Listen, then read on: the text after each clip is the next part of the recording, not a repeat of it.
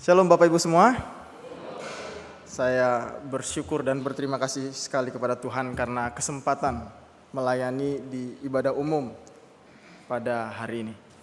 Jadi saya di sini sudah dari Maret 28 Februari dan ini pertama kali kedua. Tadi ibadah satu, kedua kali lah menyampaikan firman Tuhan di depan Bapak Ibu Saudara sekalian. Tidak mudah, tetapi saya percaya Tuhan menolong saya. Oke. Bapak Ibu Saudara, mari kita membuka Alkitab kita dari Yesaya, pasal yang ke-55. Teks firman Tuhan kita pada hari ini, yang menjadi perenungan kita bersama adalah Yesaya 55. Yesaya 55 ayat yang ke-10 sampai dengan ayat yang ke-13. Yesaya 55 ayat 10 sampai dengan ayat yang ke-13. Saya membacakannya untuk Bapak Ibu Saudara sekalian. Bapak Ibu bisa memperhatikan di Alkitab, Al-HP, Al-Tab masing-masing. Saya bacakan untuk kita. Yesaya 55 ayat 10 sampai 13. Sebab seperti hujan dan salju turun dari langit dan tidak kembali ke situ, melainkan mengairi bumi, membuatnya subur dan menumbuhkan tumbuh-tumbuhan, memberikan benih kepada penabur dan roti kepada orang yang mau makan. Demikianlah firmanku yang keluar dari mulutku. Ia tidak akan kembali kepadaku dengan sia-sia, tetapi ia akan melaksanakan apa yang kukehendaki dan akan berhasil dalam apa yang kusuruhkan kepadanya. Sungguh kamu akan berangkat dengan sukacita dan akan dihantar dengan damai. Gunung-gunung serta bukit-bukit akan bergembira dan bersorak-sorai di depanmu. Dan segala pohon-pohonan di padang akan bertepuk tangan. Sebagai ganti semak duri akan tumbuh pohon sanobar, dan sebagai ganti kecubung akan tumbuh pohon murad. Dan itu akan terjadi sebagai kemasyuran bagi Tuhan, sebagai tanda abadi yang tidak akan lenyap. Sedemikian jauh pembacaan firman Tuhan kita pada hari ini. Tema kita pada hari ini adalah firman Allah tidak akan sia-sia. Bapak Ibu Saudara, saya mau bertanya kepada kita semua, apakah Bapak Ibu Saudara tahu salah satu permainan dari pasar malam? Maklum lah, ketika saya kecil nggak time zone, nggak fun world, tapi pasar malam. Jadi ada satu permainan meja miring seperti ini, diisi dengan paku-paku, di mana kita akan menggelindingkan bola. Di ujungnya itu ada hadiah, rinso, tenggo, segala macam gitu. Ada yang notice itu? Saya di kampung sering sekali bermain seperti itu. Jadi permainannya adalah kita bayar beli bola, ya kan? Beri bola, jadi bola itu nanti ya beriman lah kita ya, aku mau dapatkan rinso itu kapan lagi bikin mama bangga gitu ya. Taruhlah bola itu, tenggo satu, ya udahlah makan kan lumayan gitu. Lakukan yang kedua, yang ketiga, bola dilempar dari atas turun, ada keinginan gitu, kehendak untuk dapat satu hal yang diinginkan, tapi entah gimana menghindar aja gitu. Ada intensi, ada keinginan supaya bola itu dapat yang kita inginkan, tetapi nggak dapat. Itu dinamika keseruan bermain di pasar malam itu. Jadi agak ikut sedikit kita miring sini, entah apapun miring mejanya supaya nyampe ke rinso itu, tapi kadang nyampe, kadang enggak. Salah satu permainan pasar malam. Turun untuk sampai ke tujuan yang tidak tahu. Bapak Ibu Saudara, menjelaskan firman Tuhan, nubuat yang disampaikan di sini menyampaikan satu hal yang turun, tapi pasti sampai kepada tujuan. Turun pasti sampai akan apa yang diinginkan. Dipakailah perumpamaan hujan dengan akhir makan bagi orang yang membutuhkan. Kita mungkin hujan Indomie gitu ya, mikirnya hujan banjir, sesuatu hal yang dihindari. Tapi mungkin kalau kita baca ini diajak lagi kita merenungkan bahwa ada keterkaitan matematis mungkin, walaupun aku nggak paham-paham kali geografi itu, antara datangnya hujan dengan kepastian kita mendapat makan. Sampai ketumbuhan, orang nanam, mungkin yang lebih dekat dengan ini petani-petani gitu. Dan inilah menjadi gambaran dalam nubuat itu untuk menjelaskan bahwa firman Tuhan itu turunnya nggak kayak mainan tadi, pengennya apa dapatnya apa, tapi turunnya sampai kepada tujuan yang dikehendaki Tuhan. Ada step-stepnya itu yang kita mungkin setuju itu logis gitu ya Bapak Ibu Saudara.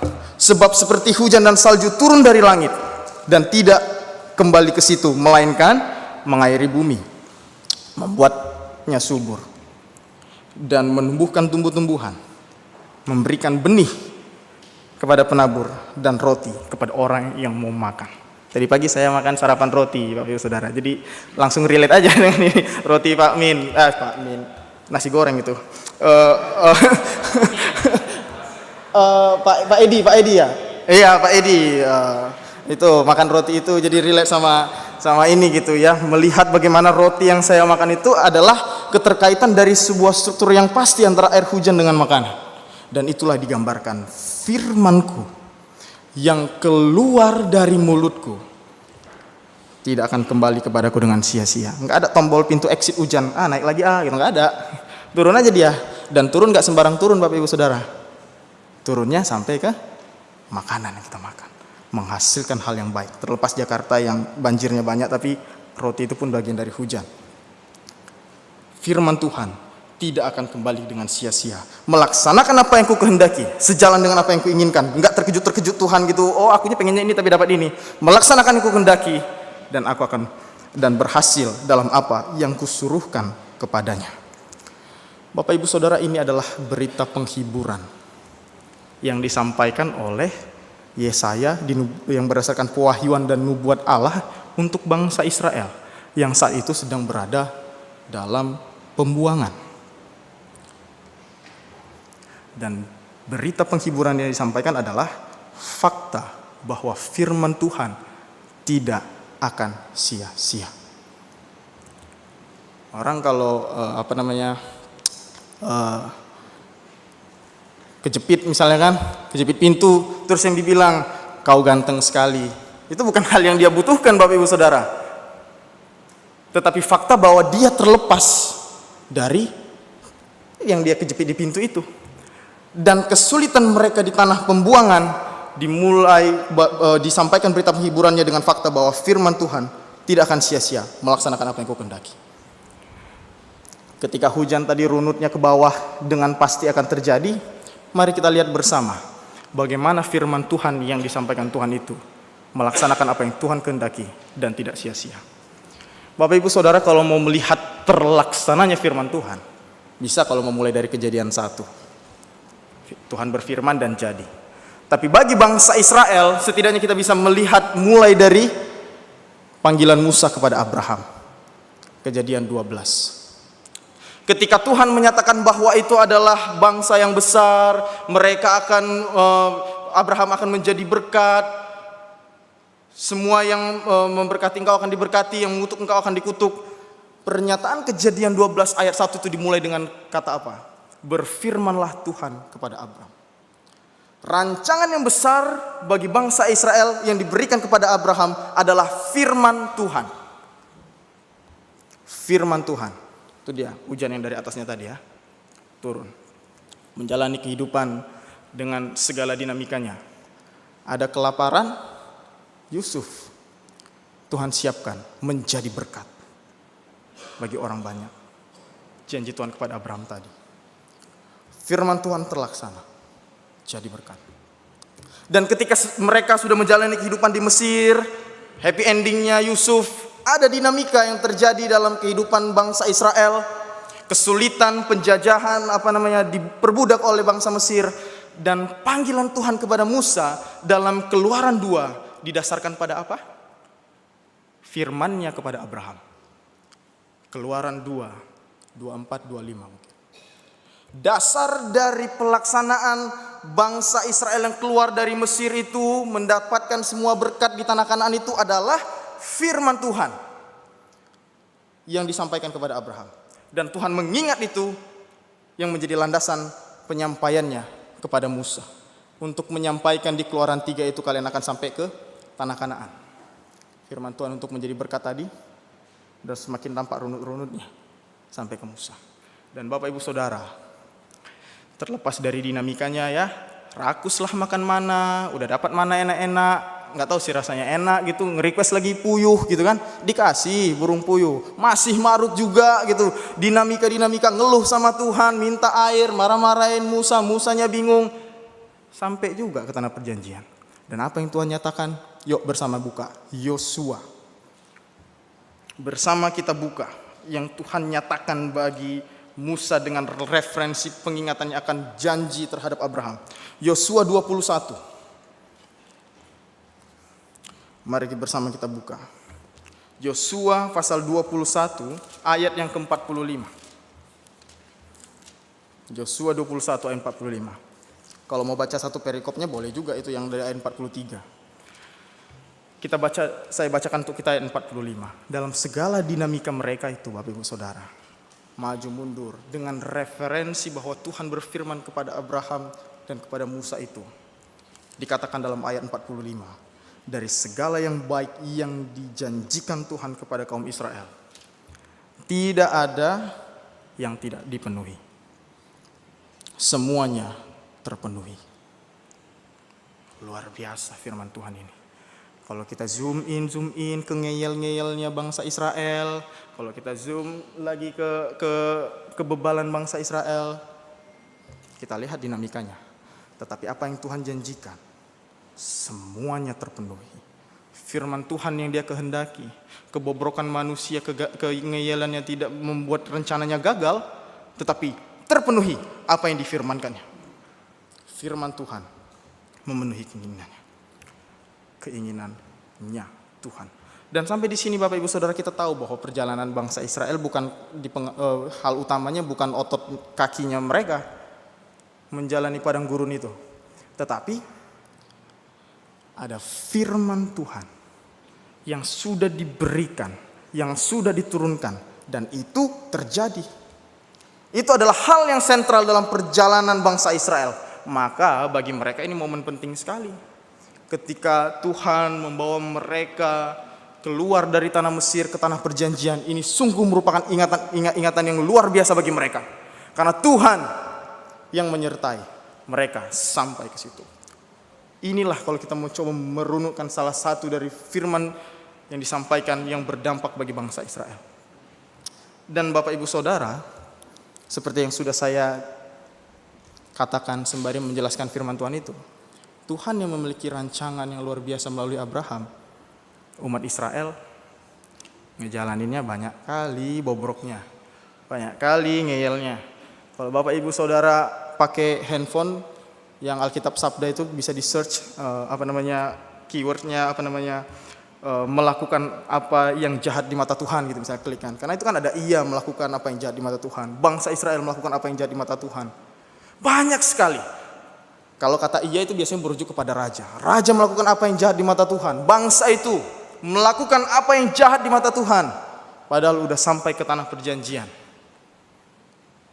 Kitab Hakim-Hakim berulang kali ganti-ganti hakimnya. 1-2 raja-raja Tawarik disampaikan bahwa umat Tuhan tidak berjalan sesuai kehendak Tuhan.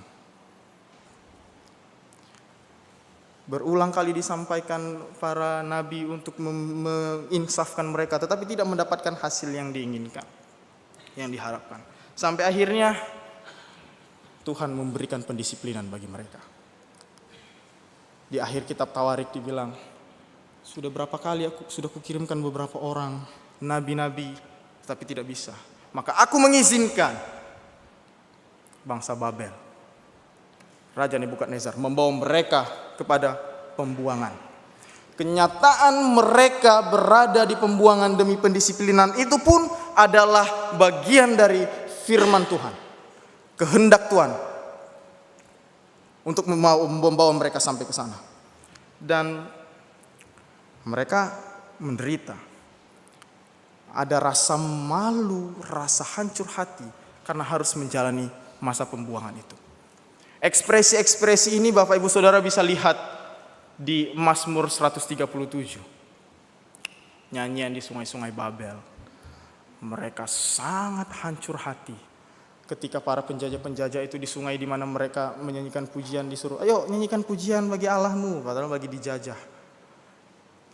Dan mereka hancur hati Sedih sekali. Dan mereka ingat, oh Tuhan, tanganku kering, lidahku bisa lengket kalau aku nggak bilang bahwa di Yerusalem itulah yang terbaik. Mereka ingat bahwa bagaimana Tuhan membawa mereka sampai ke Yerusalem adalah titik terbaik, titik tertinggi. Bagaimana Tuhan menyatakan rancangannya. Dan mereka mengalami penghukuman. Dan ketika mereka mengalami penghukuman, ada masa akhir. Kalau Bapak Ibu Saudara membaca kitab Yesaya itu lebih kurang ada 2 bagian besar. Dari pasal 1 sampai 39 menggambarkan bagaimana penghukuman itu terjadi. 40 ke atas adalah bagaimana janji keselamatan diberikan. Tidak selamanya mereka mengalami perbudakan dan dibuang. Dan berita penghiburan yang disampaikan ketika masa itu akhir adalah kenyataan bahwa firman Tuhan tidak akan gagal, pasti melaksanakan tujuannya. Dan itulah satu-satunya sumber penghiburan yang mereka harapkan. Karena mereka tahu perjalanan mereka dari awal itu adalah karena firman Tuhan. Karena mereka tahu kenyataan mereka dibuang adalah karena kebobrokan mereka kepada Tuhan. Dan yang mereka harapkan adalah firman Tuhan itulah yang membebaskan mereka. Dan mereka pulang dengan sukacita mendengar berita pembebasan dari Tuhan. Dan benar-benar terjadi. Di Ezra pasal yang pertama, Tuhan itu sendiri jugalah yang menggerakkan hati raja pada saat itu untuk mengeluarkan kebijakan memperbolehkan mereka pulang kembali ke tanah perjanjian mereka, membangun bait Allah, memuji dan memuliakan Tuhan. Dari semua kisah itu yang menjadi sentral adalah firman Tuhan, Bapak Ibu Saudara. Dimulai dari firman Tuhan kepada Abraham, dimulai dari rancangan firman Tuhan dan kehendak Tuhan ketika mereka harus didisiplinkan ke pembuangan. Dan firman Tuhan itu pula lah satu-satunya yang bisa menjamin mereka untuk keluar dari pembuangan. Maka Bapak Ibu Saudara, firman Tuhan melaksanakan apa yang Tuhan kehendaki. Dan menyimpulkan penyampaian yang disampaikan dalam perjalanan hidup mereka. Apa yang Yeremia bilang, Bapak Ibu Saudara? Yeremia bilang dalam Yeremia pasal yang ke-29 ayat yang ke-11. Rancanganku adalah rancangan yang mendatangkan damai sejahtera. Ketika dalam nuansa pembuangan itu dan ada berita keselamatan, kesimpulan dari semua narasi dinamika kehidupan Israel itu adalah kenyataan bahwa rancangan Tuhan itu adalah rancangan damai sejahtera. Rancangan yang mendatangkan keselamatan bagi mereka pada saat itu. Karena ketika mereka tahu mereka ada di dalam pembuangan, mereka tidak berdaya. Pembuangan karena kesalahan mereka. Tetapi Tuhan memiliki rancangan yang besar. Bukan di titik pembuangan itu, tapi karena Tuhan ingin memulihkan mereka. Dan apa respons mereka adalah mereka pulang dengan bersukacita. Ayat yang ke-12. Berangkat dengan sukacita. Pulang dari pembuangan itu. Bahkan ekspresi penghiburannya luar biasa. Ekspresi sukacita mereka yang sampai gunung-gunung. Serta bukit-bukit bergembira, bersorak-sorai. Pohon-pohon bertepuk tangan. Mereka mencari gambaran apa? Gambaran inilah ekspresi tertinggi dari sukacita mereka. Sampai gunung-gunung bersorak menyambut kepulangan mereka. Karena mereka tahu kalau udah Tuhan yang berfirman itu tidak akan sia-sia. Terlaksana. Dan mereka pulang dari pembuangan. Dalam rancangan Tuhan. Dalam kehendak Tuhan. Dalam keinginan Tuhan. Bapak Ibu Saudara, ketika mereka ada di dalam pembuangan itu adalah masa di mana mereka tidak berdaya. Dalam kehancuran dan keterpurukan mereka tidak bisa berbuat apa-apa. Dan menjadi pengharapan mereka adalah bahwa firman Tuhan itu yang menyatakan pembebasan bagi mereka. Firman Tuhan tidak sia-sia. Dan berbicara tentang terlaksananya firman Tuhan dalam hidup mereka. Itu berbicara apa yang Tuhan rancangkan bagi mereka. Dan berbicara tentang kehendak Tuhan itu, pelaksanaan rancangan Tuhan bagi umat-umat pada saat itu terus berlangsung.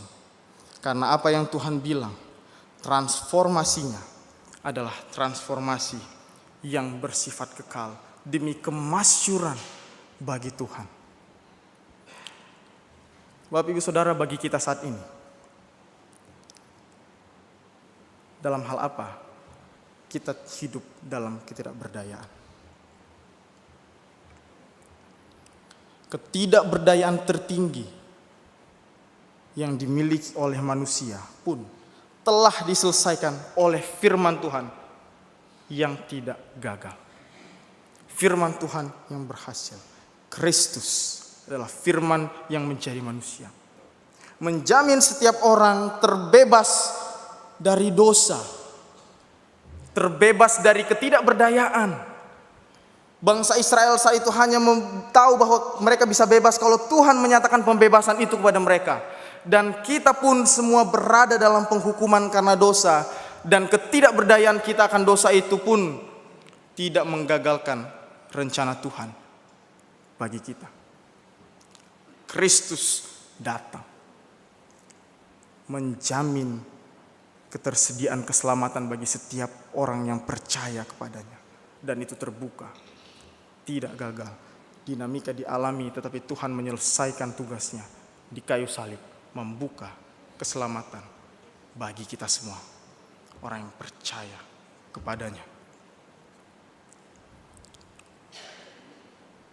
Banyak ketidakberdayaan kita di dunia, dan kita melihat bagaimana Tuhan menyiapkan rancangannya itu bagi kita semua.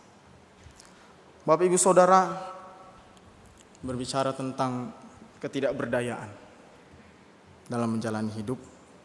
Salah satu ketidakberdayaan yang saya alami adalah ketika saya mau masuk STT.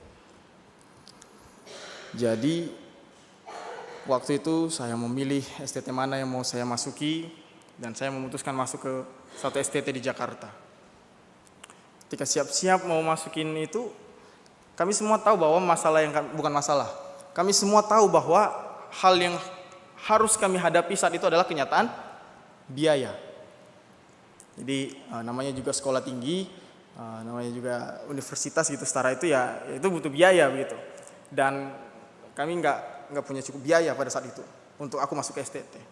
Tapi saya rindu sekali untuk memenuhi panggilan Tuhan dengan masuk ke STT pada saat itu. Akhirnya ya dalam pendaftaran lah, menulis pendaftaran kan, ini kan harus ada siapa yang akan membayar itu uang kuliah itu gitu. Ya udahlah, tulis nama papa gitu. Dari mana nih? Sama tahu kita kantong ini, kok bisa ditulisnya untuk membiayai kuliah saya? Udah nggak apa-apa, kita jalan aja dalam iman. Tuhan sediakan, tulis saja nama papa. Nanti kamu tuliskan kalau masuk STT ada surat panggilan bagaimana kita terpanggil, dan di situ tuliskan pergumulan bahwa dana adalah salah satu hal yang digumulkan. Tulis. Oke, daftar. Siap-siap dalam kenyataan keterbatasan juga siap-siap. Oke, kirim Pak. Waktu itu aku mengincar gelombang 2 supaya kalau nggak masuk ke STT lain begitu maksudnya. Jadi siap-siap duluan gitu. Papa bilang jangan. Masuk aja gelombang 3. Kayak mana ini? Kenapa bisa kayak gini? Pede kali ini untuk lulus masuk ke STT ini kan, masuk gelombang 3 aja. Kutanya kenapa Pak gitu. Nanti kalau kamu sampai di sana, kamu langsung lulus, langsung masuk. Kalau kamu lulus gelombang 2, susah. Kenapa? Waktu itu biaya keberangkatan saya ke Jakarta untuk tes pun, puji Tuhan ada orang yang tolong gitu. Bencana ini. Artinya memang udah nggak ada lagi uang untuk pulang. Kalau pergi harus pergi, nggak pulang-pulang ini. Gitu kan. Jadi kamu masuk gelombang 3 supaya nanti setelah selesai masuk, kalau kamu lolos gelombang 2, siapa yang mau suruh kamu pulang lagi? Mau kemana kamu begitu? Oke lah, gitu. Ini namanya pengutusan sekaligus pengusiran ini namanya. karena nggak ada kata pulang gitu. Jadi kutanya, ya tetap aja dong dalam keterbatasan. Jadi Pak, Kalau misalnya nggak masuk, gimana? Gitu kan? Oke, nggak ada uang apa kek? Entah ginjal siapa dari antara kita berempat gitu kan? Nanti kalau kau nggak masuk, nggak diterima di tes itu, papaku bilang, ya udah kau ambil sapu itu, kau sapu-sapukanlah di depan STT itu biar dilihat perbuatanmu baik dan kau diterima. Matilah. Makin fix lah ini bahwa memang saya nggak diterima lagi pulang kalau nggak lulus. Karena udah segala daya yang kayak gitu pun udah dijadikan saran kepada saya. Dan yang ngomong itu kan orang Kupang ya, pakai kumis, nggak ada senyumnya, nada rendah gitu. Ngomong sama anak sendiri pun terasa orang preman yang ngomong, gitu kan? Ini gimana ini? Tidak berdaya Bapak Ibu Saudara.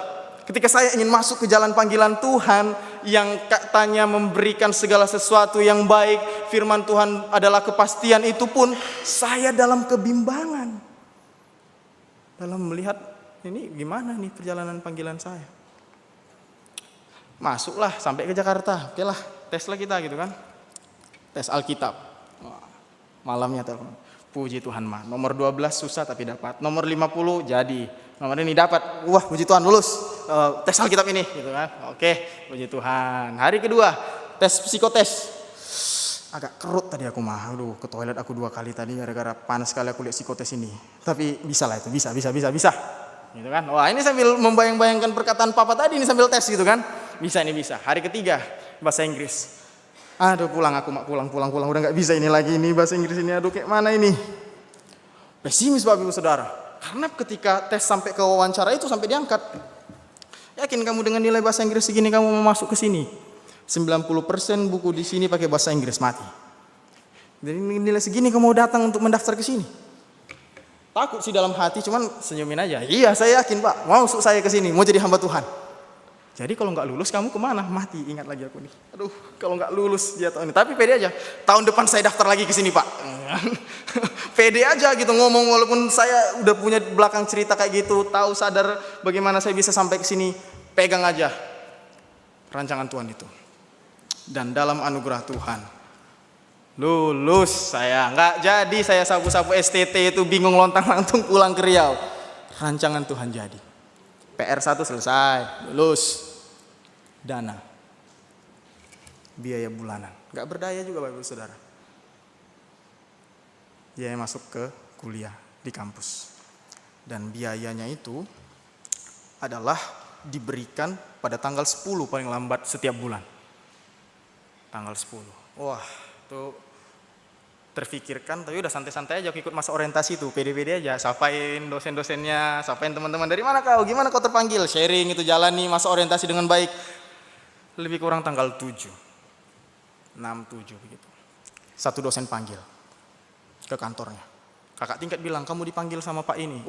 Aku pun nggak tahu entah kayak mana bentuk bapak itu, kan baru ketemu, belum kenal sama sekali, belum kenal dosen-dosen di situ, dipanggil ke kantornya. Mak, zaman aku SMA kalau masuk ke kantor sesuatu itu kan, ada apa ini? Datang aku ke bawah. Permisi Pak, muka dosennya pun masih samar-samar karena cuma di PowerPoint gitu kan, perkenalan dosen-dosen. Datang duduk. Timotius Tabe, ada orang yang mau membiayai kamu kuliah sampai tamat. Merinding saya Bapak Ibu Saudara. Benar-benar sebelum dari tanggal 10 itu. Ada orang yang mau membimbing. Dalam ketidakberdayaan saya pegang rancangan Tuhan. Dan jadi Bapak Ibu Saudara, Tuhan menyediakan dan saya sampai saat ini di sini menjalani perkuliahan dengan baik, sedang praktek dan dalam anugerah Tuhan, dalam kehendak Tuhan nantinya akan wisuda. Itu semua adalah rancangan Tuhan yang pasti terjadi itu. Tidak berdaya Bapak Ibu Saudara. Itu yang saya alami. Maka firman Tuhan tidak sia-sia adalah apa yang saya ketahui, apa yang saya percayai, apa yang saya pelajari di kampus, dan apa yang saya alami. Firman Tuhan tidak sia-sia. Bapak Ibu Saudara, kalau sharing kita satu-satu naik ke mimbar ini, apa-apa aja yang Tuhan izinkan kita lewati, ketidakberdayaan kita banyak. Kalau ikut di link gitu kan, link P3MI dan sharing-sharing kepada yang Bapak Ibu Saudara jemaat-jemaat yang lain, saya temukan banyak kisah ketidakberdayaan yang jadi karena firman Tuhan. Pasti terjadi itu. Tapi sangat mungkin kalau saat ini Bapak Ibu Saudara sedang di dalam ketidakberdayaan itu. Sangat mungkin sekali. Cerita saya adalah cerita saya melalui ketidakberdayaan karena ada hal sentral, yaitu firman Tuhan. Bapak Ibu Saudara mungkin ada yang sudah melewati, tapi ada yang sedang di dalam ketidakberdayaan. Dan saya mau katakan, dalam ketidakberdayaanmu, dalam kehancuranmu, itu semua tidak bisa menggagalkan rancangan Tuhan. Rancangan Tuhan pasti terjadi karena Tuhan yang merancangkan. Bukan karena hebatnya kita mensupport Tuhan dalam rancangannya. Dan itulah yang menjadi landasan iman. Dan itulah juga kenapa bangsa Israel bersuka cita. Karena Tuhan yang ngomong. Bukan nabi-nabi palsu. Kalau Bapak Ibu Saudara baca Yeremia itu, aduh banyak kali hiburan-hiburan palsu yang diberikan sama mereka. Besok kita pulang katanya kan. Tenang aja lah kalian, gak usah kalian buka-buka perkakasan kalian itu. Nanti kita akan selesai ini bentar doang. Ada aja penghibur-penghibur palsu. Dan itu menambah beban bagi mereka. Tapi ketika masanya Tuhan, dalam waktunya Tuhan mereka bebas, itu titiknya. Dan itu masih akan terus berlangsung sampai saat ini, sampai besok, sampai ketidakberdayaan yang mungkin aku alami, sampai Kristus datang yang kedua kalinya. Makanya dalam kepastian Tuhan bahwa firman Tuhan pasti terjadi, dia bilang apa? Diajaknya kita sama dia. Marilah yang letih lesu dan berbeban berat itu, aku akan memberikan kelegaan kepadamu. Bapak Ibu Saudara, ada masalah yang berat, yang sulit untuk dijalani. Ada masalah yang membuat kita tidak berdaya, nggak tahu mau ngapa-ngapain. Ini aja udah masalah nih, masalah yang sangat sulit ini. Tapi nggak sedikit orang mengalami masalah yang membuatnya tidak berdaya. Dan untuk kedua hal ini pun Yesus mempersilahkan. Perikopnya itu kalau Alkitab kita yang sekarang belum TB2, ajakan juru selamat. Ajakan orang yang ahli dalam keselamatan. Juru masak ngajak makan gitu kan. Juru selamat mengajak kita untuk datang kepadanya, membawa keluh kesah dan ketidakberdayaan kita, karena dia akan memberi kelegaan kepada kita. Karena fakta dari kelegaan adalah kenyataan bahwa firman-Nya pasti terjadi bagi kita.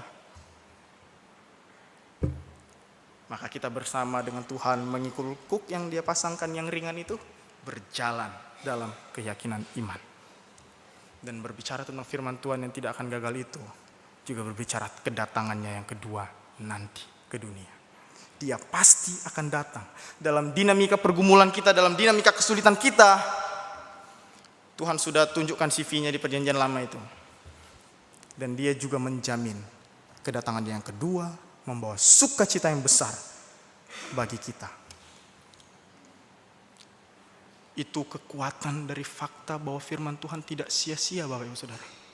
Sebegitu kuatnya perkataan itu. Sebegitu berpengaruhnya fakta bahwa firman Tuhan pasti terjadi. Bagi kita, bagi bangsa Israel, bagi saudara-saudari kita yang bergumul, bagi saudara-saudari kita yang mengalami kesulitan, bagi saudara-saudari kita yang tidak berdaya, bagi kita yang tidak berdaya. Tuhan akan memberikan kelegaan. Pegang itu, datang kepadanya. Karena dia tidak hanya mampu melakukannya, tapi dia mengajak kita untuk datang kepadanya supaya dia lakukan itu bagi kita. Senang kali lah, gak ada lagi mengemis itu. Seberapa hebat kali rupanya kita mengemis. Enggak, itu standarnya, kerelaannya. Makanya dia turun. Kerelaannya mengajak kita. Kebaikannya mengajak kita. Bangsa Israel sudah menderitanya karena kesalahannya dia, menderitanya karena dosanya dia, diingatin berkali-kali. Tetapi itu pun Tuhan selamatkan dan nyatakan kuasa dan berkat-Nya. Demikian juga dengan kita. Marilah kita terus berpegang, berjalan dalam pengharapan akan Tuhan. Karena firman Tuhan tidak akan sia-sia. Dalam ketidakberdayaanmu, ingat firman Tuhan pasti terjadi dan tidak akan sia-sia. Dan transformasinya radikal, Bapak Ibu Saudara. Lihat saja di dalam ayat yang ke-13. Dari semak duri ke pohon sanobar. Semak segini rantingnya, pohon segini. Itu penggambaran yang disampaikan dalam nubuat itu. Dari kecubung jadi pohon,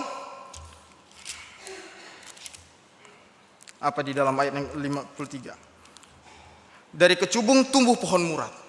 Ini adalah dua pohon yang pada masa itu melambangkan pohon-pohon yang besar, yang luar biasa kokoh, dan sebegitu radikalnya transformasi yang disediakan bagi kita Bapak Ibu Saudara. Kalau ada yang lebih jauh daripada 180 derajat, mungkin itulah itu. Kalau ada keberbalikan yang lebih jauh daripada 180 derajat, itulah janji yang Tuhan berikan. Dan itu sudah tergenapi melalui Kristus yang menyediakan keselamatan atas kebobrokan kita, dan kepastian dia datang kedua kali, dan ajakan dia untuk daily life kita berserah padanya. Jalani hidup dengan pengharapan, karena firman Tuhan tidak sia-sia. Firman Allah tidak sia-sia. Amin. Mari kita bersatu di dalam doa. Tuhan, kami bersyukur, kami berterima kasih untuk anugerah dan kebaikan Tuhan, karena fakta bahwa firman Tuhan, firman Allah tidak akan sia-sia melaksanakan apa yang Kau kehendaki dalam hidup kami. Kami mau berjalan dengan pengharapan bahwa Tuhan telah menyiapkan rancangan yang baik. Yeremia menyimpulkan bahwa rancangan Tuhan adalah rancangan yang mendatangkan damai sejahtera bagi kami. Ketika kami spotlight, tentu kami menemukan hari-hari kehidupan kami diisi dengan ketidakberdayaan. Tetapi di dalamnya ada satu fakta bahwa Tuhan menyiapkan rancangan yang baik, rancangan yang tidak akan gagal. Untuk itu Tuhan, tolonglah kami dalam ketidakberdayaan kami. Kami tahu bahwa Engkau telah menyediakan kelegaan. Kami tahu bahwa Engkau telah menyediakan kelepasan bagi kami yang membawa beban berat kami Tuhan. Ajari kami terus beriman kepada firman Tuhan yang tidak sia-sia itu. Terima kasih Tuhan. Di dalam nama Tuhan Yesus Kristus kami berdoa dan memohon kepadamu. Amin.